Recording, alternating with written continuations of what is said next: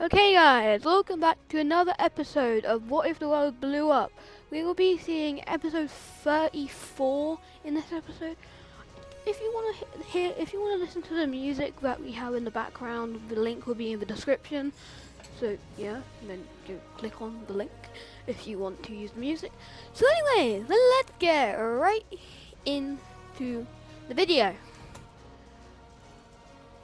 As I will do probably less talking because the music will probably carry. The war in here has broken out, and now the entire world is watching to see what will happen. And the Russians will make the first move as well. They were the troops that fired the shots, so they will manage to make steep occupations in these areas, but slowly but surely they will manage to push these guys out of this area. But slowly and surely, in that time, over the 6 months that took, the yellow team is ready for an offensive, and the yellow team will start the offensive. And as they will manage to will make a push into this area they occupied, and then they will almost cut it in half, and then they will make a random turn here, which isn't so random because it cuts off supply lines, and then they will be forced to fall back because, well, they need supply lines, and then they will manage to be pushed out of the entire occupied area, and then the Russians are on the retreat, as Russia will lose tons of territory as the Russians are fleeing the battlefield. So yeah, this is a big because Russia thought they would be able to beat these guys because these guys aren't really too well known at this point. They're not a great power yet. They're just kind of a mediocre power. So everybody kind of predicted Russia to win. But this could be the war that cements these guys as a global power. Well, I guess just a power. As they will manage to make staggering gains, they will make a very risky move here.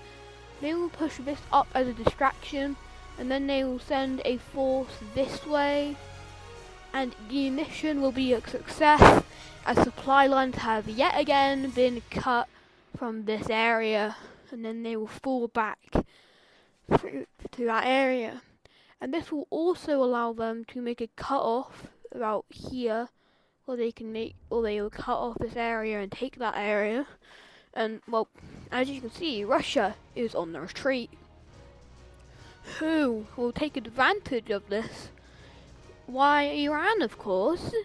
You know Iran hates Russia, basically. So Iran will quickly take the opportunity to retake their old territory and will rapidly push into the territory. Well, duh. But I'm going to change the colour to that because it looks better and you can see it. But as Iran is pushing into Russia, yeah, big as they are now completely on the run, as Russia is on the retreat.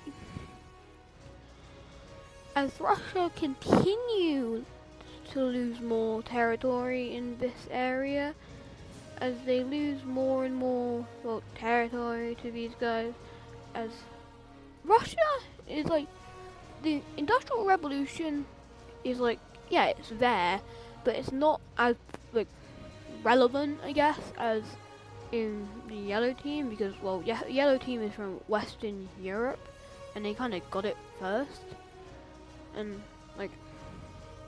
it kind of took a while to get to Eastern Europe. So by the time it got to Eastern Europe, that was an outdated version of the Industrial Revolution. I don't know if what I'm saying makes any sense right now because I don't know much about this, but I'm saying it anyway, so if I'm wrong, don't scream at me in the comments.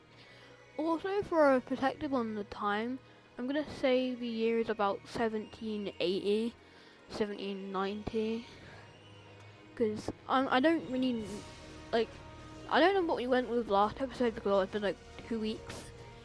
At the time of me recording this, it was June 1st, so, yeah. And the last one was recorded in like mid-May, so it's been like 2 weeks. And, like, episode 15 is coming out in like a week at the time of me recording this. But the yellow team will continue to make staggering gains as they will circle this area and they will capture 50,000 troops.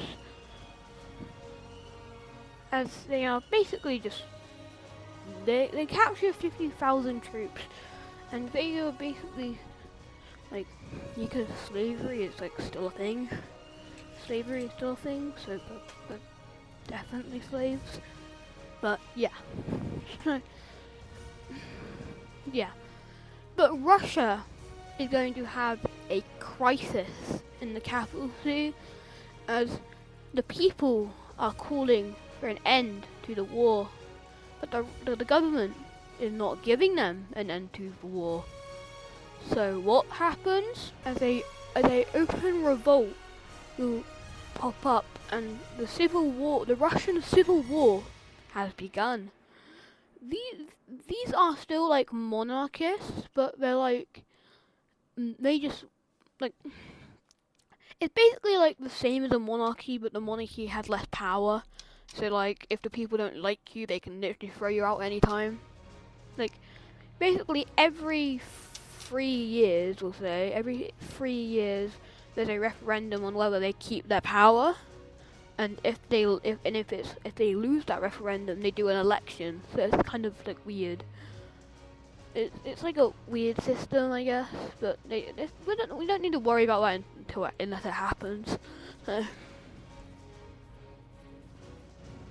As the Russian capital has quickly fallen to like 1 million people, because there's like 1 million rioters in here, and major cities throughout the Russian Empire will break away and will kind of just join this movement as they want their independence. They call for an end to the war, and the pockets of rebellion appear everywhere. Like, nowhere is safe. Russia is in open rebellion. As Russia is fumbling. They are fumbling the bag. Russia is dying, as Russia has basically its entire army on the, this. So, they don't really have, like, anything up there to face them. They really don't have anything else up here.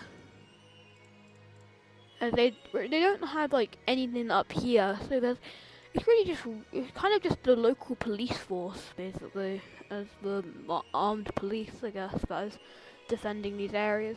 As these two areas will link up, and then they will link up with the main blob, and then they will take more territory. This rebellion is getting serious, as the rebellion will continue gaining support in other regions of Russia, as they will continue getting more and more support. And Poland, yeah, the one that was a part of the Circle Alliance, but this one will leave the war and declare neutrality. Well, not neutrality, but just like, you know, we're out of the alliance. We don't want to be here because, well, this is a mess and they don't want to be a part of it. Sensing an opportunity for independence, there will be Caucasian rebels appearing in, well, Caucasia. Is that what it's called? Caucasia? Caucasus? It's the Caucasus. It's like the Caucasus Mountain region. Because if you remember, there was a nation here that kind of got killed, and they will gain a lot of support in, well, these areas, and they will quickly take these southern areas, setting their capital up as here, and they will fight the Iranians for this territory back. And Iran, if you let us go through your territory to attack Russia, we'll give you back your territory, basically. So they will agree to that because, well, anything to ruin this thing. So Russia and, well, kind of these two have formed a alliance, but not really. They do have good relations though, even though they were just kind of fighting, which is kind of weird. But down here, things keep getting worse for Russia as they have lost, well, more territory to the yellow team. And the yellow team, their supply lines, they're getting thin because, well, they've moved so far up. They've taken so much territory. So what they are going to do is they are going to decide to basically start doing trench warfare, which is kind of the first use of trench warfare in this world. In real life, it probably began sooner. I don't actually know when trench warfare started, but in this timeline, this is the first use of trench warfare. And they will decide to dig in along the front lines so they can keep their territory that they've taken for the duration of the Civil War. And Japan will also leave the war at this time, so Russia is all alone. As the Civil War continues to, well, civil war, I guess, more areas break away and join the rebellion. As a big swath of territory has now fallen to the rebellion. As the rebellion is gaining traction, as the rebellion will manage to take the Russian Baltic coast, well, I guess a bit of it.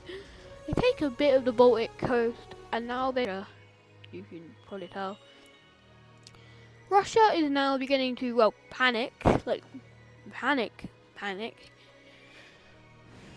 as Russia will decide to sign a peace treaty with the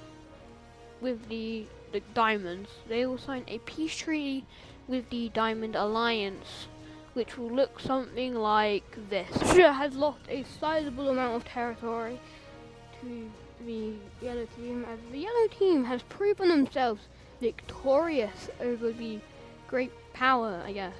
Well, Russia's been on the decline for like 10 episodes at this point, because as you can probably tell by them not being on like any of the power rankings, like in like last episode, was it? And they will also sign a peace treaty with Iran, which will give Iran, like, I don't know if I can draw the borders, which will basically give them their old stuff back, but at least a part of it. Iran is good, they've got their land back, so now Russia can focus on this rebellion, which is kind of too big to deal with at this point, as like they have like all of Russia's good territory. So as they try to fight the rebellion, they will kind of just lose more territory, as they will lose Finland now. Finland has fallen to these rebels, so yeah, not good. And in Central Asia, there will be a series of rebels, which will look something like this. There is 4 bakery states, so I guess not including this one. I think there are 5, because there's a micro one here. And this is probably the smallest country in the world at this point. It's like a city-state. It's like, if you didn't know, in the peace treaty, well, you don't know because I'm telling you this for the first time. Like, when they signed a peace treaty with these guys, they got to keep this major city. This is the like 5th biggest city in the nation. Well, I guess was. And over here we had a territorial dispute between these two ones because of, well, the breakaway. Because when they broke away, they both established that as their territory, and then they kind of have an overlapping claim. And this dark one here will go ahead and join this union, and they expand, so nice. So Russia is kind of doomed because they've had breakaway states, yeah. And now the orange team out here will be taking some territory. Oops, that's the big rush. and they will manage to. These guys will just kind of nab a bit of territory because that's kind of what they wanted. Because Japan could do with something about this, but they kind of realize that Russia is kind of just doomed at this point. There's nothing they can really do. So, as the Russian Civil War will continue, Russia continues to lose ground as they've now lost, well, more territory. Even the Russian, people in the Russian government are starting to see the signs that they are doomed. Because, I haven't mentioned it because I didn't want it to be obvious this was going to happen, but Russia has been destabilizing for tons of episodes by this point. Because, they've kind of been expanding and they've been taking lots of other people. It's kind of like Austria-Hungary at this point, because, there's no just one ethnicity. It's kind of like 10. It's kind of like Austria-Hungary, just toned down a little bit. And I just didn't mention it because, well, I didn't want it to be really obvious this was going to happen, because I wanted to throw a curveball. Which I think I did. If you're in the comments, just comment if this was a curveball or not, and to see if this was obvious, because this might have been the most obvious thing on the planet. I don't actually know. Well, of course I don't know because I'm not you guys, but as Russia will yet again have another rebel appearing, this country will break away, and they have a straight line border from here, so it's really ugly, honestly. Their capital will be very far south because, well, they have 2 people living there. But the Russians are completely falling apart as more and more territory continues to fall to the rebels. And Russia never surrenders though, which will cause more lives to be lost. In this civil war, well, I'm not going to say the death count until the end of the civil war, because otherwise it's going to be inaccurate before the end of the episode, because, well, the entire thing's going to happen, and yeah, so the rebels continue to expand their grasp on Russia, and they continue to take it, and they have taken basically everything. So now it's time for all the nations to take a bit of. It's time for more rebels, basically. Okay, it's time for more rebels. Let's see what those rebels look like. Breakaway states in Russia. These three new breakaway states. Well, it's kind of obvious because, well, they don't want to be a part of this new thing because, well, they kind of feel like it's going to be the same. And also, these parts were pushing for their independence, but just the government would not give it. And basically, the rest of the country falls over to the rebels. And these are the borders we are going to go with, so deal with it. As this new Russia will stay with this new colour because it looks cooler, okay? I like this colour. Don't judge me. It's cool. I just choose colours because I like them, okay? There's no thought behind them, other than two colours can't border two of the same colours can't border each other, and the colours have to be cool. Or I guess ones that I like, unless there's literally no other options. So Russia is now, the civil war is over. And just like in real life, when the Russian Civil War happened, they lost a lot of territory during the Civil War. Because, well, they lost so much territory. Luckily for them, unlike in real life, they didn't lose lots of Western lands. I mean, after the Civil War, I don't mean, from Germany. I mean, because, when the Soviets took power, they'd lost a lot of territory from, Poland and the Baltics and stuff. So they didn't lose any land in the west this time, which is good, which is probably better.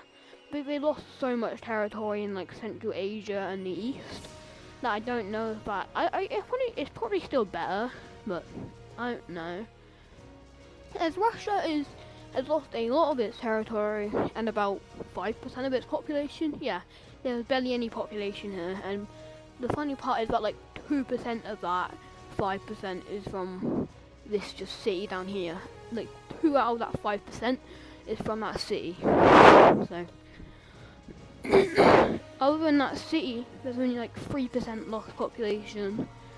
And you guys probably wanted to hear the death count. So the death count is, across this civil war, about 7 million casualties. It's because Russia is a big place and they have a big population. If this happened like 10 episodes down the line, it probably would have been way worse. I'm like, because this is a fictional scenario, like, it doesn't really matter. But I just thought I'd give you the numbers. So, yeah, there's the numbers. So now we'll do the last event of the episode, which is China invading. Yep, they'll invade these two nations down here because, well, they want to incorporate them back into them. Well, I guess because they were puppet states before, weren't they? So they just kind of want them back. So they will kind of invade them. China can't really afford to do this though because of their economy is still dying. This episode, and by now I'd say it's 1800. It's 1800 by now, so it's like the 19th century. It's what is it? 1800. We'll just say that. And these guys will quickly take this country's capital city, and then it will surrender, and then this one will quickly follow suit, and they will be, because China's not stupid. They don't trust puppeting anymore. What? Oh my god. The fuck? We're gonna change this one's color to that, so then these two can go in here.